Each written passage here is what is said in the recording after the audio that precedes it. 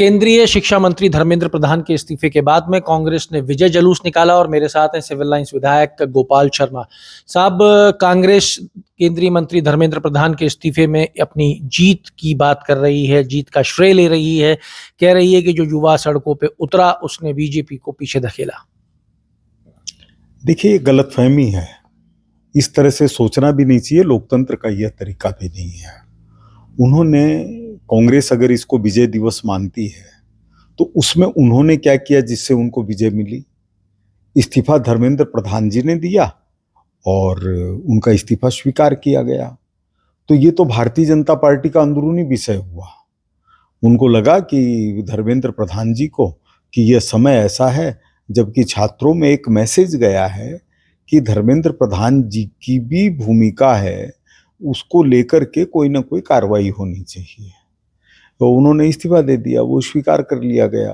तो इसमें कांग्रेस का क्या विषय है? मतलब है ना वो कि दूसरे की शादी में वो अब्दुल्ला बेगाना वो क्या नाचे। वो तो ये कह रहे हैं कि राहुल गांधी ने अगर ये मुद्दा ना उठाया होता, राहुल गांधी युवाओं के लिए ना लड़े होते, राहुल गांधी छात्रों की गूंज, छात्रों की आवाज ना बने होते तो इतना बड़ा कदम नहीं उठाया जाता। नहीं, इनकी गूंज तो जब छात्रों की थी तब तो पटना में जयप्रकाश जी जैसे नेता को, जो आजादी की आंदोलन के नायक थे, उनके ऊपर लाठियों से प्रहार किया।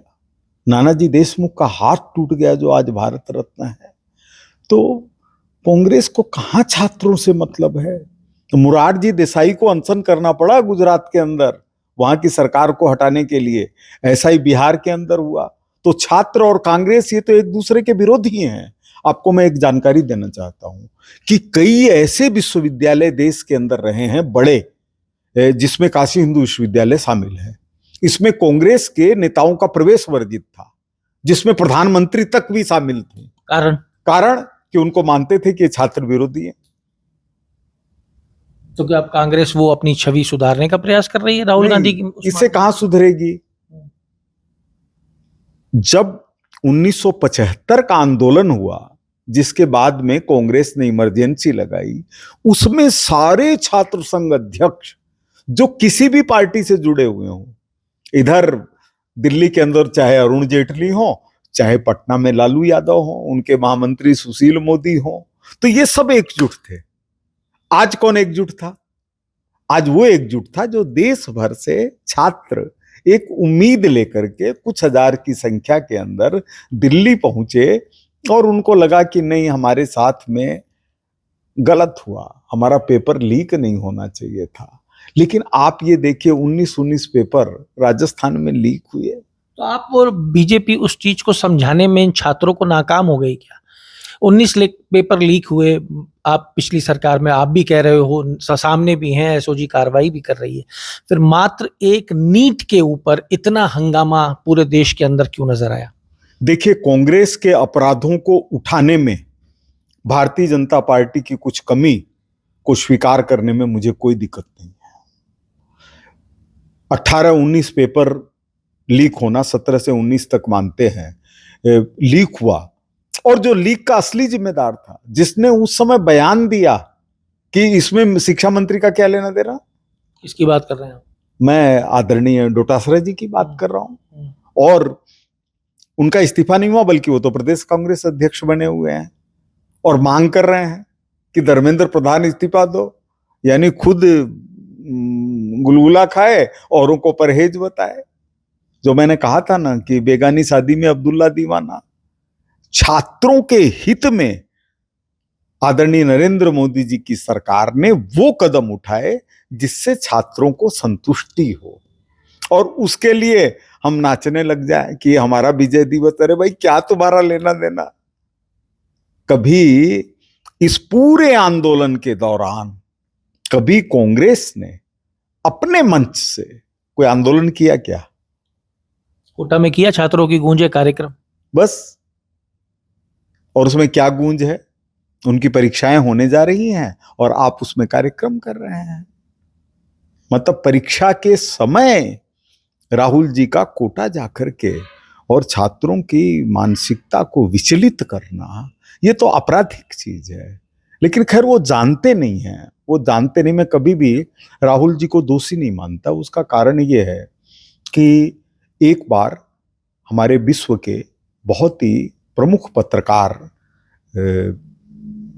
जकारिया जी ने न्यूज़वीक के जो उसके अंदर उन्होंने एक आर्टिकल लिखा और आर्टिकल लिख करके उसमें राहुल गांधी जी के राहुल विंची के नाम से दिए हुए परीक्षाओं को चैलेंज किया कि ये हुआ नहीं है, ये सारी फर्जी सर्टिफिकेट्स हैं।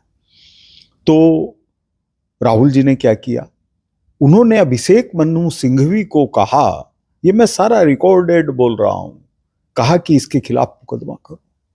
अभिषेक मनु सिंघवी ने सारी चीज की जांच की और उसका परिणाम निकला कि उसके बाद में उनको जकारिया जी को दिल्ली में बुला के पद्म भूषण दे दिया। यानी जिसने राहुल जी की डिग्रियों को फर्जी बताया उसको पद्म भूषण दे दिया। तो इनका जो तरीका है वो यही तरीका है, इसके अलावा जानते नहीं है। छात्रों के दर्द के लिए छात्रों के बीच से गुजरना होता है, छात्रों की समस्याओं को समझना होता है, ये कहां से जानेंगे। जब जानकारी की अगर बात करें तो जानकारी तो आज आप अकेले हो जिसने आज ये जानकारी उठाई है।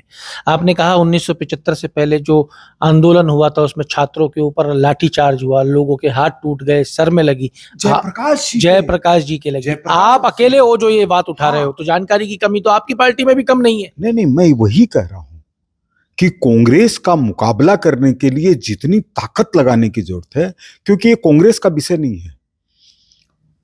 आज हिंदी राजभाषा है तो उसके लिए कांग्रेस के नेता हमारे पुरुषोत्तम दास जी टंडन ही थे जो खड़े हुए हिंदी के पक्ष के अंदर।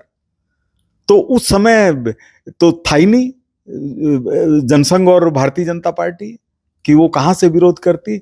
लेकिन संविधान सभा के जब मैंने भाषण पढ़े तो ऐसा थोड़ी है, कांग्रेस के अंदर लोकमान्य तिलक, मदन मोहन मालवीय, बाबू राजेंद्र प्रसाद, पुरुषोत्तम दास टंडन, अरविंद घोष, ऐसे महान लोग हुए जिनके नाम को स्मरण करके उनका चरण छूने के लिए दिल चाहता है। लेकिन क्या उनके हम पदचिन्हों पर चले? हमने ऐसे लोगों को आगे कर दिया जो सिखों के ऊपर हत्याकांड कर रहे हैं, उनको पेट्रोल से जला रहे हैं। हमने उन लोगों को आगे कर दिया जो गांव को घेर करके नौजवानों की नसबंदी कर रहे हैं। हमने उन लोगों को आगे कर दिया जो तंदूर के अंदर लड़कियों को जला देते हैं। हमने उनको आगे कर दिया जो भंवरी देवी को मार करके उसके हड्डियों का चूरा करके जवाई नदी के अंदर डाल देते हैं। हमने उन लोगों को मंत्री बना दिया जिन्होंने नकली बम दिखा करके भारत के हवाई जहाज का अपहरण किया। तो हम कौन सी संस्कृति देने जा रहे हैं? देश राजनीति से नहीं चलता, देश चलता है राष्ट्र नीति से। लाल बहादुर शास्त्री जी हमारे प्रधानमंत्री थे, हम लोग लाल बहादुर शास्त्री जी बोलते हैं, वो भी कांग्रेस के थे। लेकिन अगर कोई कहे तो श्री राहुल गांधी के सामने बहुत सारी परिस्थितियां ऐसी है कि वो जिस चुनाव में भाग लेते हैं उसमें उनकी पार्टी हार जाती है। नेतृत्व दूसरे को देना नहीं है, देना है तो ऐसे व्यक्ति को देना है जो चल नहीं सकता, हिल नहीं सकता, बोल नहीं सकता, और उनको भी कभी कभी आप ऐसी कुर्सी पर बैठा देते हैं जिसके पीछे सहारे की भी जरूरत नहीं है।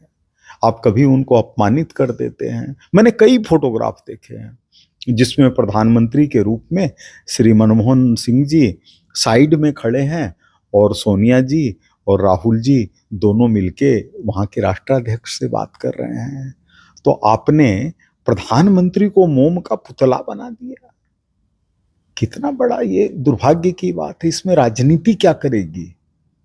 जब भारतीय जनता पार्टी और जनसंघ नहीं थे तब भी देश था और हजारों सालों तक ये देश रहेगा। लेकिन ये देश कैसे भूल जाए कि आज दुनिया भर के अंदर भारत की जो डुगडुगी बज रही है वो नरेंद्र मोदी जी के नेतृत्व में बज रही है। पर आपने एक बात कही थी, आपने कहा कि मैं कमी स्वीकार करने में पीछे नहीं रहूंगा। कमी रही, कांग्रेस की जो पेपर लीक वाली चर्चाएं थी उनको आगे पहुंचाने में, छात्रों तक पहुंचाने में कमी रही। वो कमियां क्या रह गई? क्या था जो आप पहुंचा सकते थे और क्या रह गया और क्यों रह गया? देखिए, मैं जिम्मेदारी से एक बात और कह रहा हूं कि ये जो पेपर लीक हुआ है इसमें जो लोग पकड़े गए हैं उनके कांग्रेस से संबंध है। कांग्रेस कहती है बीजेपी से मदन दिलावर घर गए थे खाना खाने, नहीं, खाना खाने तो जो दिनेश बिवाल और उसका परिवार। देखिए, जनप्रतिनिधि के लिए आप खाना खाने पर रोक नहीं लगा सकते। राहुल जी किसी के घर में घुस जाते हैं तो कोई इतिहास देखते हैं क्या? एक आदमी की मोटरसाइकिल के ऊपर बैठ गए और पता चला कि वो ए श्रेणी का हिस्ट्री शीटर है। विषय ये है कि आपने सब्जेक्ट को डाइल्यूट करने की कोशिश क्यों की? आप जो विषय पेपर लीक से जुड़ा हुआ था उसको मंत्री के इस्तीफे से क्यों जोड़ा?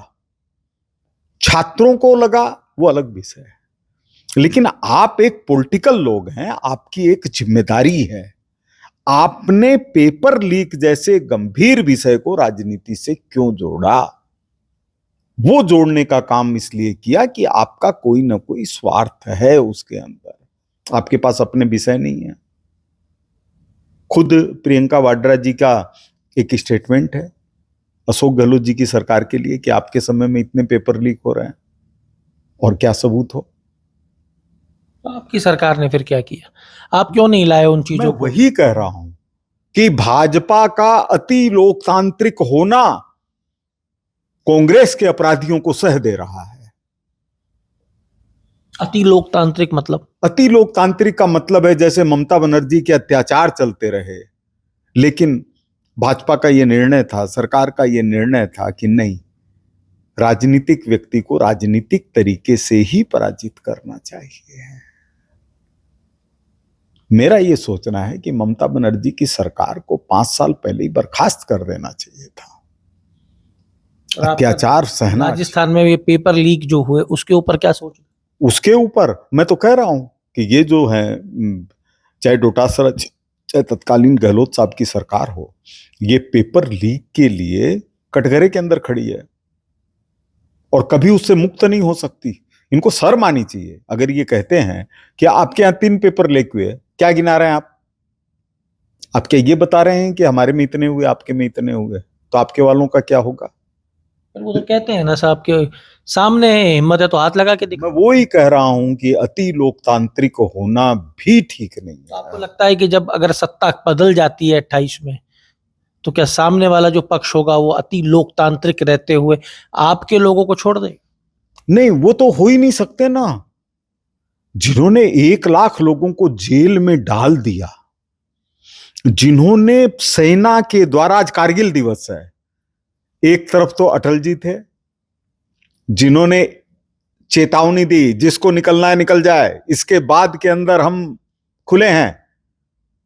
अमेरिका के राष्ट्रपति ने अटल जी को फोन किया, बोले ये शरीफ आया हुआ है, आप भी आ जाइए। उन्होंने कहा हमको आने की जरूरत नहीं है। बोले फिर कुछ हुआ? बोले हमारे साथ कुछ होगा तो दूसरा दिन पाकिस्तान नहीं देखेगा। और दूसरी तरफ 96,000 पाकिस्तानी फौजियों ने आत्मसमर्पण किया। ये कहते हैं इंदिरा जी से बड़ा कोई वीर प्रधानमंत्री नहीं हुआ। आपने 96,000 को लौटा दिया, आपने जीती हुई जमीनें लौटा दी, शिमला समझौता करके भारत की सेना द्वारा किए गए ताकत के प्रदर्शन के ऊपर धूल बिछा दी। इतने बड़े बड़े अपराध आपके, और आप बात करते हैं देश की राजनीति की, पेपर लीक की। कब तक चलाएंगे ऐसे? आखिरी सवाल भाई साहब, आपको लगता है कि छात्रों को गुमराह किया गया? 100% लगता है, 100% लगता है। फिर सवाल वही खड़ा होता है, तो फिर सत्ता में बैठे आप क्या कर रहे थे और लोगों ने आपको चुन के सत्ता क्यों दी? देखिए, कई बार क्या होता है, मैं इसको मान के चलता हूं कि जो धर्मेंद्र प्रधान जी का इस्तीफा हुआ, वो इस्तीफा उस तरह का है जैसे अपने परिवार के अंदर कई बार किसी चीज पर मतभेद खड़े होते हैं तो लोग कह देते हैं कि जैसा ठीक लगे वैसा करो। धर्मेंद्र प्रधान जी एक संजीदा व्यक्ति हैं, नेता हैं, उनके ऊपर आज तक कोई आरोप नहीं लगा है। धर्मेंद्र प्रधान जी सादगी, सरलता, इसकी प्रतिमूर्ति हैं। तो उन्होंने जब यह विषय उठा तो उन्होंने इस्तीफा दे दिया। लेकिन अगर देखा जाए तो जिस तरह से क्या छात्र ईंटें लेकर के दिल्ली आता है, जिस क्षेत्र के अंदर छात्रों से झड़प हुई है पुलिस की, वहां पर छात्र ईंटें कहां से लाएगा? छात्रों को ईंटें पहुंचाई गई हैं आपके द्वारा? हाँ, वो तो ट्रक एक दिखा है ना वहां पर ईंटों से भरा हुआ, उसमें जांच होगी तो इन्हीं का हाथ मिलेगा, कांग्रेस का हाथ मिलेगा। कांग्रेस के आपको मैं एक मतलब और एक वाक्य में ही बताना चाहता हूं कि जगदीश टाइटलर, चौधरी ब्रह्म प्रकाश जी, ये सब लोग जब दिल्ली के नेता थे, उसी समय सिखों का नरसंहार हुआ था। इन लोगों के सबके नाम कोर्टों में गए थे। तो इन लोगों के लिए ये सब मामूली बात है, इनके लिए मामूली बात है। इनके लिए ये नहीं है कि प्रधानमंत्री का रेजिडेंस या कार्यालय, ये भारत के लिए एक उसकी एकता और अखंडता का प्रतीक है। आप वहीं पहुंच गए और क्या लिहाज था आपसे? और कोई तो नहीं जा सकता। आपसे लिहाज ये था कि आप विपक्ष के नेता हैं और आपको क्यों कैसे रोकें। यही अति लोकतांत्रिकता है। मैंने अपनी आंखों से देखा है। डॉक्टर मुरली मनोहर जोशी जी कांग्रेस बीजेपी के अध्यक्ष थे, राष्ट्रीय अध्यक्ष, उनके बगल में नरेंद्र मोदी जी थे। पुलिस ने न केवल पानी की बौछार सिर पर डाली बल्कि लाठी से अटैक किया और जोशी जी बेहोश होकर के और जमीन पर गिर गए। आप सोचिए कि कल्पना कर सकते हैं ये कल्पना कर सकते हैं जितना भारत के भारतीय जनता पार्टी, जनसंघ या समाजवादी पार्टी, पहले वाली सोशलिस्ट पार्टी, जिसके लोहिया जी नेता थे, जिसके जयप्रकाश जी नेता थे, जिसके आचार्य नरेंद्र देव नेता थे, इन लोगों के ऊपर जितना अत्याचार कांग्रेस ने किया है, पूरे विश्व के अंदर किसी भी राजनीतिक दल के साथ इस तरह का अत्याचार नहीं हुआ। सभी आप सुन रहे थे सिविल लाइंस विधायक गोपाल शर्मा जी को। इन्होंने कहा कि भारतीय जनता पार्टी का अति लोकतांत्रिक होना कहीं ना कहीं भारतीय जनता पार्टी को ही पीछे धकेल रहा है, छात्रों को गुमराह किया गया है। इसमें ये भी इनका कहना है कि कांग्रेस आज जो विजय जुलूस निकाल रही है, विजय दिवस मना रही है और विजय का अनुभव कर रही है, इसमें कांग्रेस का क्या लेना देना। और एक बार फिर वो 18-19 लीक पेपर जो राजस्थान में हुए थे जब कांग्रेस की सत्ता थी, उस पर भी इन्होंने जमकर प्रहार किया है और सवाल उठाया है कि जो उस वक्त मंत्री थे जिनके समय में ये पेपर लीक हुए, वो तो आज कांग्रेस में प्रदेश अध्यक्ष की भूमिका निभा रहे हैं। बयान आ गए हैं, राजनीति तेज होगी। बहरहाल अब देखना यह होगा कि क्या भारतीय जनता पार्टी आने वाले समय में भी अति लोकतांत्रिक की वजह से पीछे की ओर धकेली जाती है या छात्र कुछ समझने का प्रयास करते हैं कि उनके साथ क्या कुछ हुआ है। जो भी होगा आप तक पहुंचाएंगे। जुड़े रहिए हमारे साथ। अमर उजाला के लिए जयपुर से मैं आशीष। आपके राज्य की खबरें, आपके शहर की खबरें सबसे पहले जानने के लिए देखते रहें अमर उजाला। चैनल को सब्सक्राइब जरूर कर लें और पाएं हर अपडेट।